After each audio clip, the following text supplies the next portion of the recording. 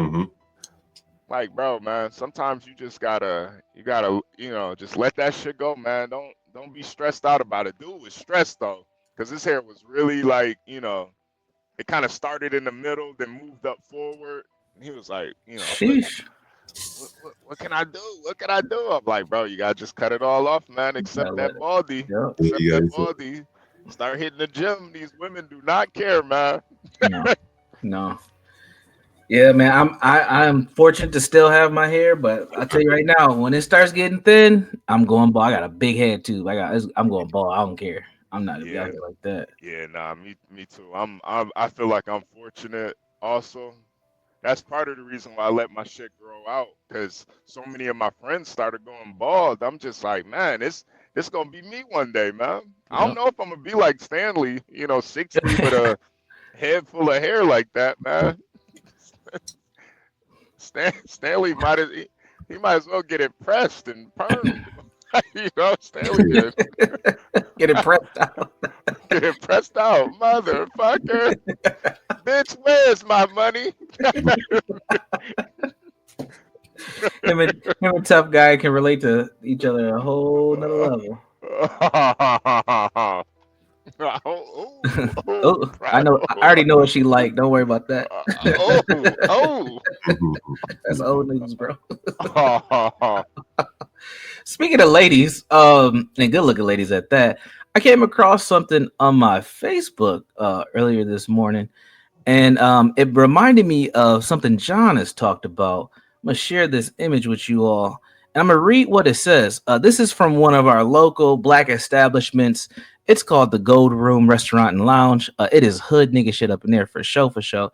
But look what they're advertising outside of the lovely ladies. Yeah, Minnesota, don't sleep. We got some beauties here. But look at the advertisement. Bottle Wars alert. Gold Room Saturdays presents Bottle Wars. Choose your team wisely because the winning team takes home the prize. Now, John, you might not know what a bottle war is, but we had a conversation about Yeah, this similar concept not too long ago. The money fights, the bottle girls out there. the stunting on one another. And Right. this is a part of the culture. And we tried to talk about it. We were shot down and made fun of, but there's this level of stunting that takes place within our culture. And we are not afraid to advertise it. So what do you all think about this bottle wars? So it's what, who orders the most bottles wins? Yes. The biggest bottles and the most. So really what they're saying is they want to make sure that each one of these girls comes out with 2 bottles in their hands with the flares going on. So I don't know if you ever seen videos in the club. They coming through with the bottles and the signs. That's Yeah. bottle wars. Who can order the most bottles? So Sin Seven says bottle girls make more than strippers. We covered that here a while back. How Yeah. I think Cardi B talked about that. Go ahead. Yeah. Yeah, no, this has been a part of the culture since I would say probably the early 2000s. Yep. This has been a part of the culture. I used to actually work at a lot of clubs in Detroit, and yeah, this was definitely a part of the culture early 2000s in Detroit. And you would have money fights and you would have bottle fights. And a lot of times the guys don't even drink the alcohol. They're just ordering as many bottles as they Yeah. can and pouring that shit out. Yeah, I've seen that. Yeah. Yeah, it's really insane. And I mean the markup for these bottles are insane too. Yeah. Yeah. Like it's really ridiculous, man. Yeah. I mean, a lot of those guys end up going to prison and, doing life in jail, or killed. That's Yeah, a what it lot. looks like. So this is state to state bottle wars. New York versus Baltimore and Houston. So bring your niggas to our city and let's have bottle wars. Wait a minute, I don't know. They just poured it out, nigga. Yeah. John about to turn up now. John, they just pour that shit out. I bring the content, John. I bring the content. Man, I wouldn't even be selling it. I'd be putting just some brown colored shit in there. And quiet as kept. That's what a lot of clubs do, John. They'll keep the they'll keep the expensive bottles and put some bottom shelf shit in there, reseal it. Yep. That's why they come out with the sparklers. They'll plug the sparklers on top instead of the original cap. Yep. And then pour some bullshit in there because they just know niggas gonna pour it out. Yeah, that's right. God damn. Because there's regulations around how you have to keep your bottles in the liquor in the bar. To prevent bar owners from doing shit like this, pouring Crown Royal and some Hennessy. And damn, that's amazing. Yeah, these niggas get finesse, man. It's all a finesse, really. It's all a finesse. We had the guy, was it Broke Jeans that was up here? Like, yeah. Hey, remember he wanted to do a computer store. These people are pouring down probably multiple computers down the drain. Yep. Or the laptops at. Right. Like, look at the laptops. Look at all that STEM. Right. And so, a guy like him, you see his problem trying to sell to this demographic. They will go pour money out before they go buy a fucking computer. Right. Oh man, that is a fucking man. I did not know they poured the shit. I thought the niggas drank it. Nah. A lot of niggas don't even drink alcohol these days, man. A lot of that's like, and that is the thing. Like, if you can't get them to drink it, they done convince these niggas to buy it and pour it out. Yep. Now imagine that. And these aren't cheap. Now this might be fake liquor in them, but these are not cheap alcohols, right? The price they paid wasn't cheap. No. Just in general, like even not the club markup. Like these are expensive bottles of alcohol. Mm-hmm. Like they're drinking Casamigos, which the price has gone up because Negroes love it now. So the price has gone up on that. I see some 1942, a lot of tequila in there. Yep. I mean, this one dude, he got like about 8 bottles of Don Julio in his hand. Like these are not cheap bottles of drinks that these guys have. In the liquor store, they're not cheap. Yeah, in the regular liquor store, they're not cheap. So the club markups is crazy. I mean, each bottle is probably like $3.50. But this is Houston. This is in Houston, so there might be about like 5. What do you think they what are they pouring it on? Is this the floor, like the carpet? Floor and each other? And sometimes if they're in the strip club, they'll pour them on the strippers too. I have seen that. Yeah, you see the big booty women just watching in amazement. Uh-huh. Look at that one in the green. Look at her. Yeah, she's excited. One in the green. That one looked like a man. This is what gets them excited, man. Right here. Yeah. Yeah, T says she ain't been to the club in years though. Yeah, T. Yeah, $3.50 easy, T, and that's in small cities, man. That's not even like. It depends on the club. Sometimes they'll have a cover, sometimes they won't. Sometimes, but for a club like this though, John, they'll make you buy a section to get in. But it ain't enough section for all these blacks, right? No, but if you bring in a whole bunch of niggas with you, they ain't gonna just let you in. You got to buy a section. Which means usually that means you gotta pay for like at least 2 bottles. I don't know. All these clubs are a little bit different. These people pay. They ain't just no way you just letting these people just walk in, right? You gotta put. Oh hell no! Now with man, your insurance has to be through the roof with these niggas coming in. Hell no, they ain't coming in for free. Destroying. Look, what do you imagine? What's going on that floor? Somebody slips, break their damn neck. Like you got a damn lawsuit. Yeah, this is crazy. This is crazy, man. Yeah. Bro, you see why your computer didn't work? Yeah. Ain't nobody dancing either, man. This is crazy, man. Phones out and stunting. Bro, look, nobody's really drinking. Nope. Well, the girls are drinking, but the guys definitely not drinking. This is black masculinity right here. Yeah. What the fuck do they get out of it? I don't get what they get out of it. They get attention in women. They get attention. Like, look at this big dude right here. He's got on Rick Owens shoes. He's holding about 8 bottles.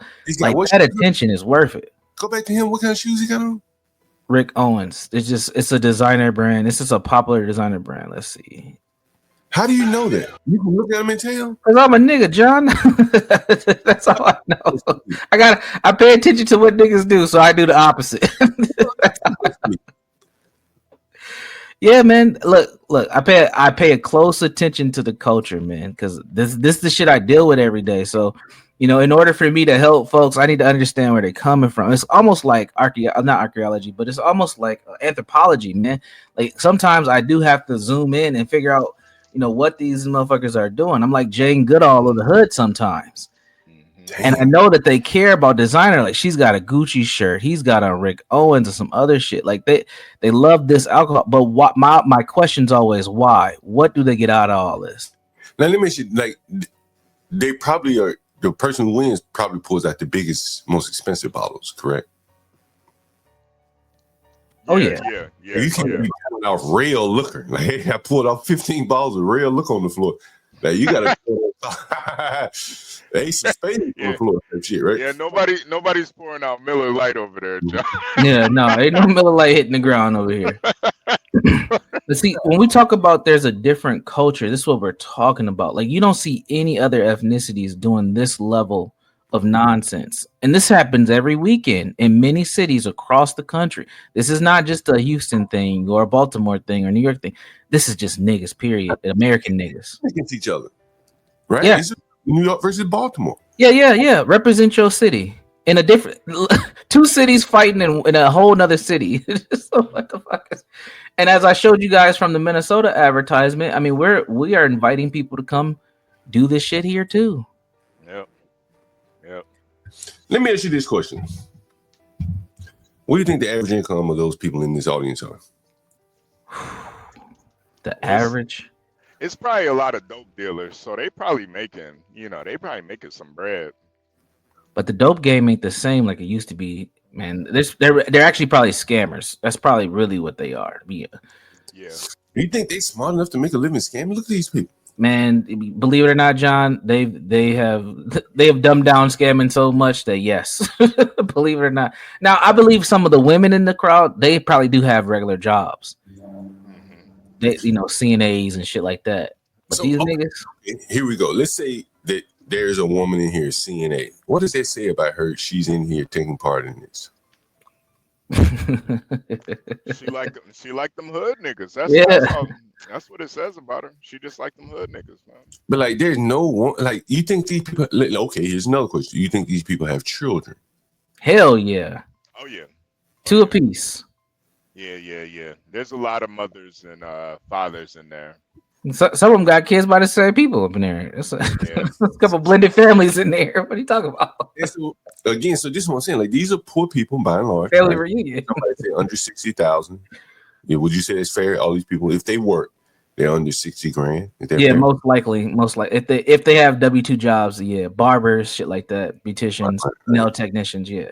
Right, you might got a couple that's doing pretty well, but the rest of them probably just average. Below income, these are not high income people. High income people don't behave like this, right? They just couldn't do it. You work too hard to pour out your money like that. Yeah, and damn, this is like, I was gonna say I have a question. How is this not culture? Right. Kimmy and T. How is this not? And this is why I say this. I know it's stupidity. I understand what you're saying. It's not classy, sure, but it has to be cultural if it happens in so many different spaces. Right. Like it's not subjected off to like one thing. This ain't just what happened in the club that night. This isn't just a stupid incident. This is a wave. Yeah. Like, I like to call it like death by a million cuts. You know what I'm saying? One incident don't necessarily kill you, but a bunch of incidents like this. I mean, this is why blacks are so poor. You know what I mean? Like, whoever this club owner is, he's clearly probably looking at these people like, these motherfuckers are damn idiots, right? Like, I can't sell this shit to them to drink it, but I can sell it to them to pour it on the ground.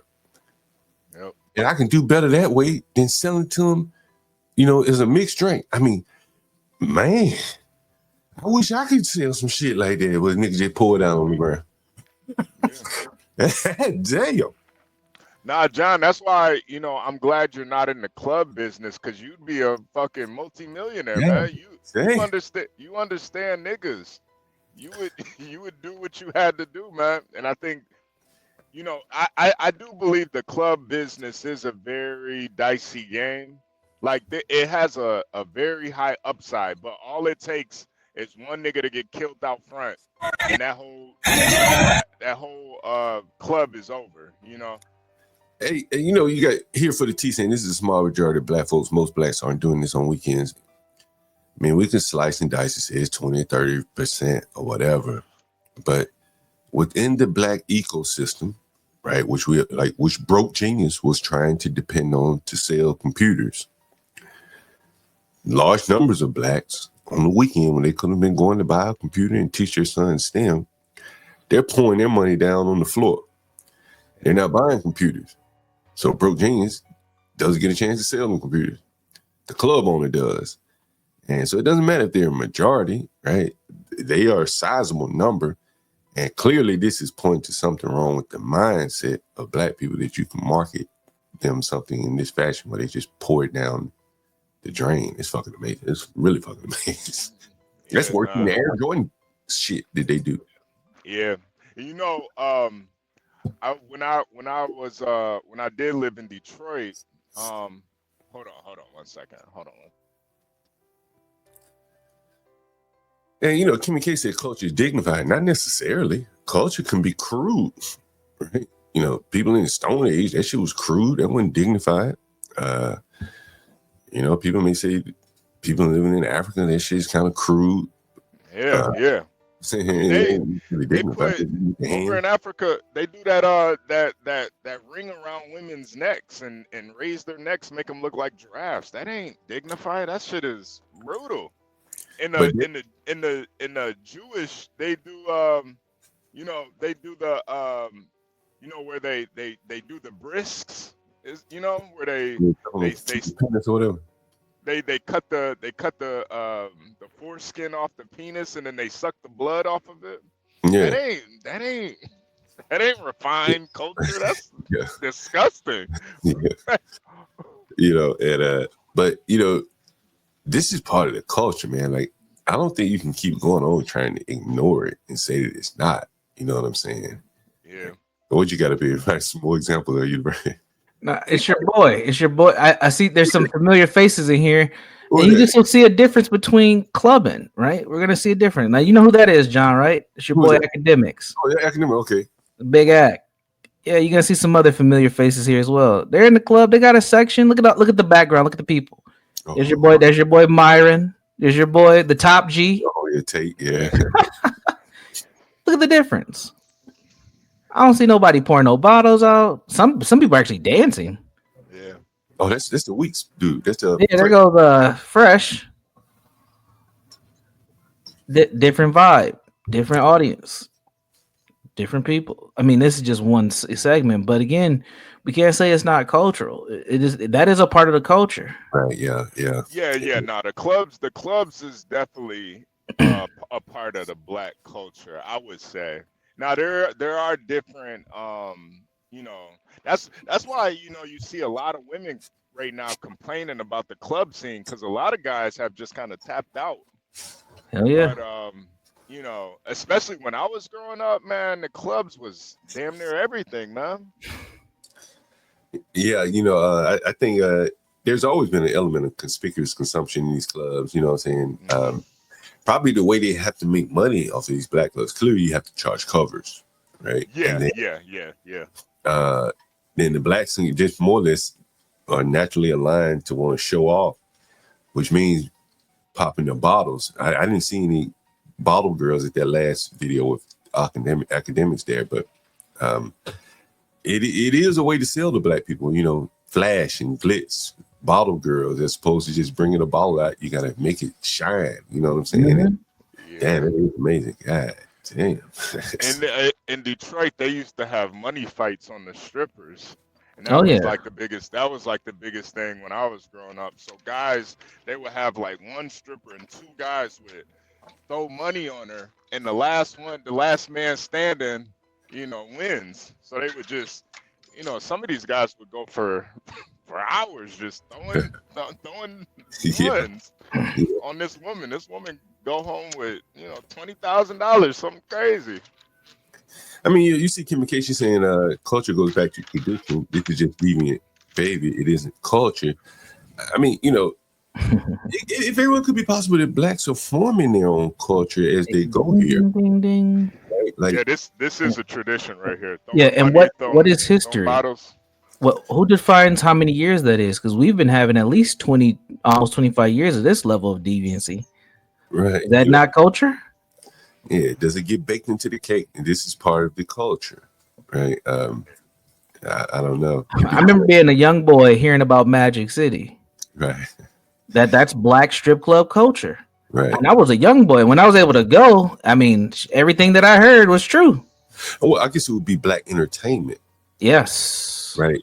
You know what I'm saying? Like, what does the culture like to do for entertainment? Yes. Okay. They like to go to strip club, men and the women. You go to Atlanta, men and women in strip club is men. Hell yeah, you get politicians, black politicians in the strip club. What the crazy? Yeah, this is definitely a part of, and it's not a, I do want to say this isn't the major part of black culture, but club life is a part of it is part of the black culture. Whether you've been to the club once or twice, like, there is a different element when you go to an all black club. You get a little bit, you see the chains, you see the rolls of money, big booty bitches, it's peacocking. Yeah. A lot of peacocking. Not too much dancing, more sizing niggas up, Hey, we gonna rob this nigga afterwards. Yeah.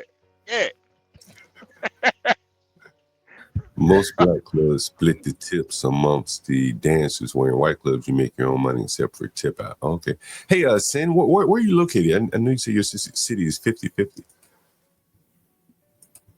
I wonder what city is there. I always thought Sin was a black woman. I don't know why. Good to see you, though. Yeah, welcome. Yeah, I see her in some chat all the time. Maybe it's I can't remember where I see her, but I see her quite a bit. Speaking of the new developing black culture, we'll call it, since it's not culture, we'll call the growing black culture. Another thing that tends to happen within our quote unquote community dynamic is concerts. We love some concerts, and sometimes these concerts, things get a little bit out of control. This is from another content creator, Danica Marie. Some of you may know she has been and I would say she's been in kind of the black relationship space for quite some time. She's built quite a following. She has 192 subs on YouTube. She had an interesting experience last night at the Gorilla concert that she's going to share about right here. Jamila. Oh, We is never going to move. Yeah, finally 3 hours. I mean, this was amazing. I ain't never seen at the factory though. Like this just surprises. But you know what? I guess so. Then Crystal said her okay. This is some ghetto ass Why shit. y'all letting them cars? This is crazy. Hey y'all. This is a mess. Our lesson. I know my lesson. You ain't got to worry about it. Was almost a motherfucking stampede at the Glorilla concert. It was 3 fights. They was bleeding. They was like she was trying her best to say that concert. She was like, "Hey y'all, just calm down. Yeah, I can't perform if y'all gonna be fighting. One fight get under control, another one break out, then another one break out." At that point, Jamila was like, "Oh, we gonna go." So we get up and we walk down by the exit, and she keep on performing, and we thinking that it's gonna calm down. It did not. I think it hurt her feelings. St. Louis can't have shit, y'all. At all. Ghetto. And what made it so much more worse is that you would think that by it being in a nice part of town, a nice area, that they would behave themselves. They fucking did not. And I feel like the white people were scared of them. The security looked like they was petrified. Like, oh, hell nah. Y'all, just... Never again. I am officially an auntie, Jamila. We are the aunties. I'm done with it. We done. We done, y'all. That's the same. They said it happened in Atlanta, Jamila. This is my first time hearing about it. And I've never been to a where I just feel like I mean, just like, ooh, don't hit me. Don't hit me. Oh my It's like God. what Jamila said. And you know what I think it is? I think it's the demographic. I feel like it was a bunch of young kids out here. It was a mixed crowd. It was a mixed crowd, but I feel like it was just way too many young, immature, rowdy ass bitches. You know what I'm saying? Never again, y'all. Jamila, hit me up when it's a R&B concert. Gospel. I can't do this ratchet shit. I can't. For a minute, Universal. Stop for a minute, Universal. You notice she didn't say country. I mean, Beyonce's ticket sales are suffering. Right? Why shouldn't you say country? R&B and rap, that's what they listen to. Right? And these blacks are behaving so poorly, hell, they ain't gonna be able to have any place to perform. You're only outside festivals and shit. Go ahead.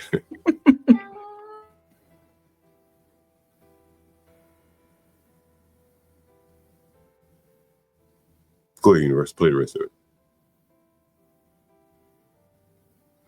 She was trying to be positive. St. Louis embarrassed us. And they just, St. Louis embarrassed us. I think Glorilla was shocked. We so fucking ghetto.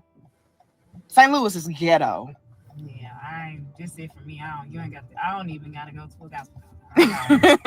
Yeah. I mean, man, it ain't St. Louis. They be fighting everywhere where each concert be up, but they didn't have St. Louis just had a string of concerts with nobody doing nothing. That's true. Sexy Red was, I didn't hear no. So that's why I'm saying I'm thinking that it has something to do with the type of crowd that a Glorilla will bring out. I think Sexy Red didn't have no fight. She didn't have. That's what I'm saying. I think they're on the same level. And Sexy Red, I did not hear of no fights. Well, maybe it was just a bad. Sexy Red hers was at like the Shafers or the Enterprise Center. And Sexy Red brought out some people. Man, she brought out a whole bunch of rappers. Y'all, they can't. Glorilla said, "I'm sorry, y'all. We shutting this shit down." She said, I got to. She said safety first. And the thing about it is they have to. This motherfucker. No, it's my fault. It's my fault. Shit. But the thing about it is she has to shut that down because if people get severely hurt, she can be liable for that. Hey, Universal, didn't Glorilla perform for Kamala? Yes, sir. She did. I thought she did because Kimmy Casey said they went to see a person named Glorilla. Can you have high expectations? For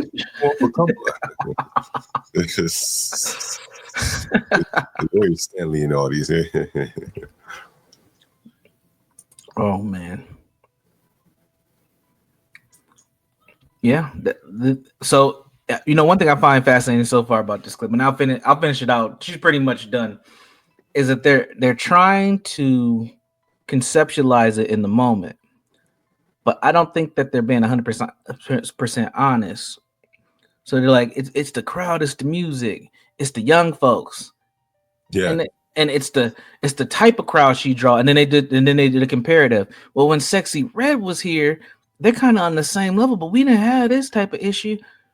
When was Sexy Red there? It's probably colder. You ever think about that? And maybe they did have issues and she just didn't hear about them. Exactly. She wasn't at the concert. I don't think she went to the concert. So, I think she's kind of in the 70% to be brave talks about it. She can't be honest with the issue. What is the issue? It's not young people, right? It's the young black kids by and large. The crowd was mixed. Okay, well, who was fighting? Was it a mixed crowd fighting? She can't say that. And she knows the answer, but she can't say it, And, and instead of solving the problem, many blacks would just cancel themselves out of, participating. Yeah. Right? What she said, right? Not 100%, but she's getting there. Right. I'm not doing no more. We're going to officially become the aunties, aka we'll see y'all when we see y'all. Right. And so then, the income that they may have spent to support an establishment, it dries up. She probably has more money than some of the young ones in there fighting. Exactly. It's just a cycle there. It all gets connected back to the business, and this is against the country. So when you hear things like blacks are tearing up the country, it might not be a tear up the country, but it is having an impact on so many different areas. And this is economic impact. Right, and this is a very good example here. Yeah. Because I imagine it affects the rappers too, man. Like, I used to look into it, like the rappers that go for concerts. Bro, the insurance and shit, just the amount of security that they are forced to pay for to come perform in the city, it dwarfs, what Adele would have to pay for. And she's charging higher ticket prices, packing the same arena, with probably a third of the cost in terms of security, so it really affects them too as well. Absolutely. I think I heard Outkast talk about that before. I was trying to see if I can find a video to talk about the level of insurance that rappers have to put forth just to make their money. And we know that performing is where they make the bulk of their money. It's not record sales. So when a gorilla when she has to cancel her concert, she says, "We're shutting it down, y'all, unstage." That promoter has to make a choice, right? Do I continue to pay her the back end?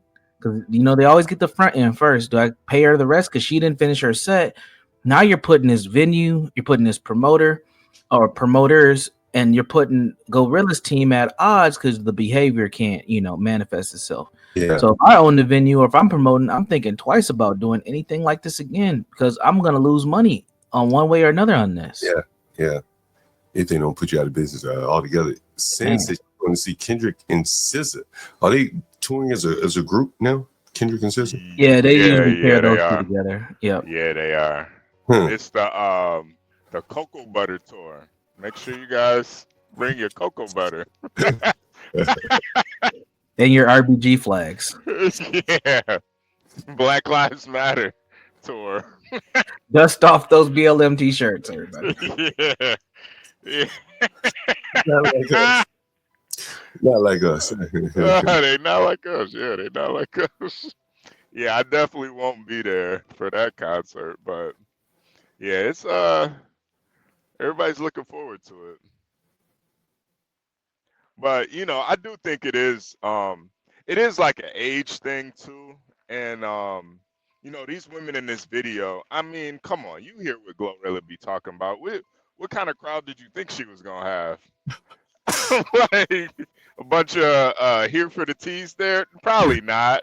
Probably not. Probably not. Probably a bunch of ratchet young girls.